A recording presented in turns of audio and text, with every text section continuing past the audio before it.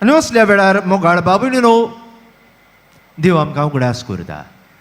दुसरो पावंडो जावन आसा देव जावन आसा तुजो रुचणार, आनी तोच जावन आसा सूर पदवेदार, सूर बोलिश्ट.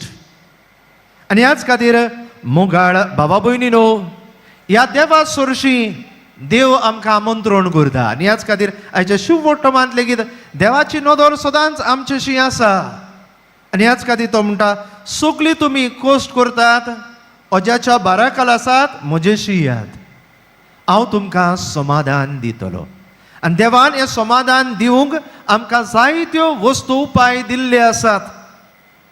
आमच्या जिवितांतले घोडे कुडीचे, ओतम्याचे, मोनाचे, घोडे संभोवन जे आसात ते उदीक ताऱ्या निठायेर घालूंक, थंय पिकोणी फावो करूंक, जावं मिसाची भेट जावन आसा व्हडांतलें व्हड दान जंय देव आमकां भेटटा आपल्याशी आपयता आपले वेंगेन बसूंक, जावं संदान संस्कार आमकां आसा, कुमसाराचो संस्कार, थंय किरीतपणी आमकां आमचें जिवीत जें जोड जाल्लें आसा हो भार आमच्या जिविताचो ओडू करूंक आपयता.